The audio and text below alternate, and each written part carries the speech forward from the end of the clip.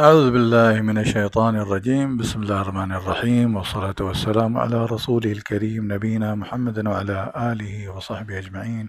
رب اشرح لي صدری ويسر لي أمري واحلل عقدة من لساني يفقهوا قولي۔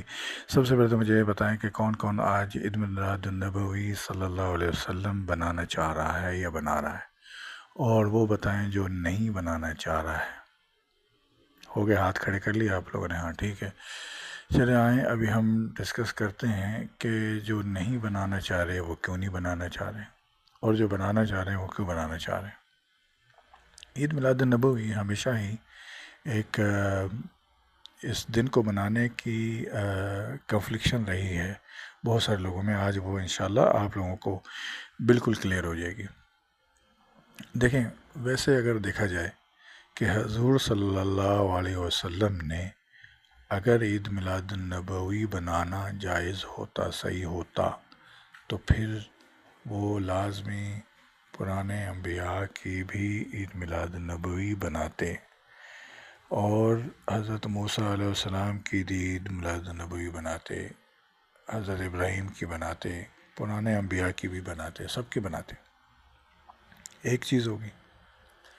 دوسری بات، ان کے بعد نہ حضرت ابو بکر نے، نہ انہوں نے ہی زندگی میں اپنی برتھ ڈیز بنائی جیسے ہر انسان آج کل بنا رہا ہوتا ہے فیس بک پر، سوشل میڈیا پر، اور کیک اور یہ وہ پارٹیز وغیرہ، تو انہوں نے یہ سب نہیں کیا۔ تو سنت میں ایسا کچھ بھی نہیں ہے۔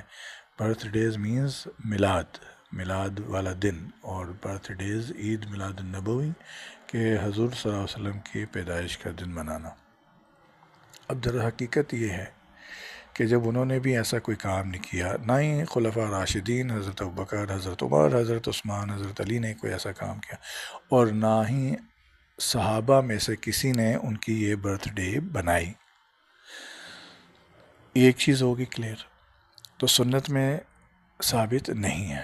دوسری بات یہ ہے کہ ہمیں یہ بھی معلوم نہیں ہے، کوئی بھی علماء کا اجماع نہیں ہے، معلوماتی طور پر کنفرم نہیں ہے، کسی کو یہ کوئی بھی سب متفق نہیں ہے کہ ایک دن پیدائش ہوئی۔ یہ ضرور کنفرم ہے کہ پیر کے دن کی پیدائش ہوئی، کیونکہ حضور صلی اللہ علیہ وسلم کی حدیث ہے کہ میں اس دن روزہ رکھتا ہوں، اس دن میری پیدائش ہوئی تھی، تو اس دن روزہ رکھا جاتا ہے۔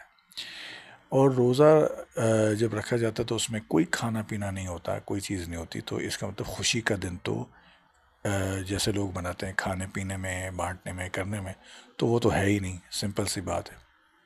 یہ ان لوگوں کے لیے جو اس چیز کو مانتے ہیں، تو وہ عید میلاد نبوی نہیں مناتے کیونکہ سنت سے ثابت نہیں ہے۔ اچھا، آ جائیں اب جو لوگ، کیونکہ یہ 14ویں صدی میں آ کر اس کو یعنی سٹارٹ کیا گیا، اور کچھ لوگ اس کو بدعہ بولتے ہیں۔ گمراہی کا ایک رستہ ہوتا ہے بدعہ، یعنی دین میں ایک مزید کوئی چیز شامل کر دینا۔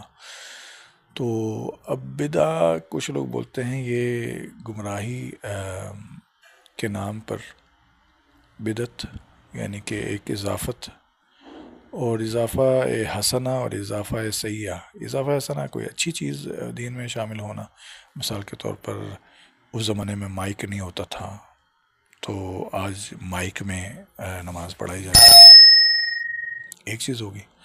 دوسرا، بہت ساری ایسی چیزیں ہیں جو اس زمانے میں نہیں تھی، اب وہ سنت میں تو وہ نہیں ہے لیکن وہ کی جاتی ہیں۔ تو یہ بات تو اس چیز سے کلیئر ہوگی کہ 14ویں صدی میں یہ ایک خوشی کا جو لوگوں کو پتہ تھا کہ یعنی اس دن حضرت صلی اللہ علیہ وسلم پیدا ہوئے، یا کیونکہ پیدائش کے دنوں میں تفاوت ہے، کوئی کہتا ہے 2 ربیع الاول ہے، کوئی کہتا ہے 6، کوئی کہتا ہے 8، کوئی کہتا ہے 13، کوئی کہتا ہے 20، تو کنفرم نہیں کون سا دن ہے۔ ہاں، ربیع الاول کے مہینے میں ان کی پیدائش ہوئی، لیکن ڈیتھ یہ کنفرم ہے، وفات یہ کنفرم ہے کہ 12 ربیع الاول کو ہی وفات ہوئی، اور اس دن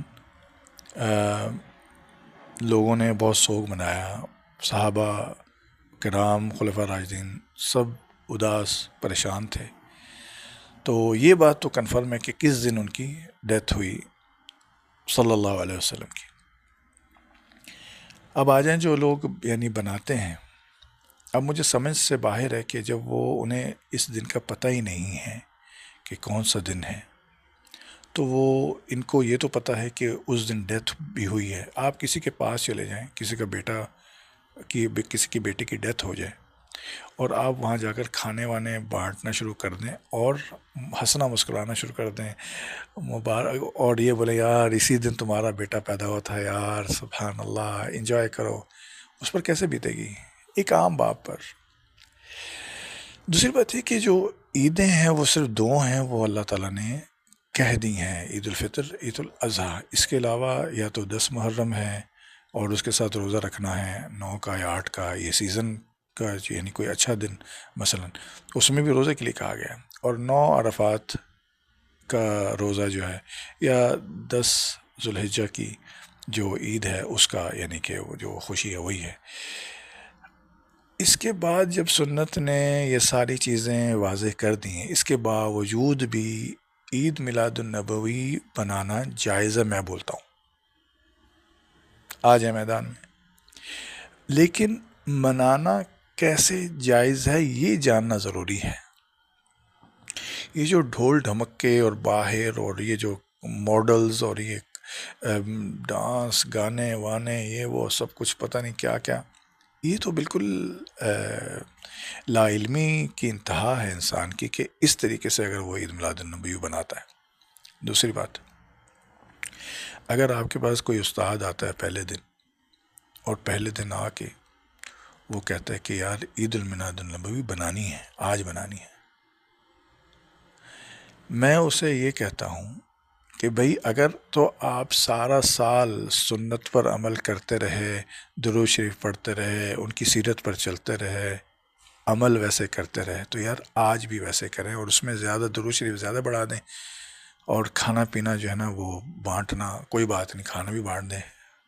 ان خیر الامور عند اللہ اطعام الطعام و افشاء السلام، تو کوئی بات نہیں، کھانا بھی کھلا دیں، ان کے نام پر دیگیں بھی چڑھا دیں، کوئی مسئلہ نہیں. کہ حضرت صلی اللہ علیہ وسلم کی پیدائش کی خوشی میں، چاہے وہ 12 ربیع الاول ہے یا ربیع الاول کے کسی بھی دن میں، آپ وہ ویسے کر دیں، پھر تو ٹھیک ہے، یعنی آئی ڈونٹ کیئر کہ وہ اس میں کوئی مسئلہ نہیں ہے، آپ خوشی منا رہے ہیں. And at the same time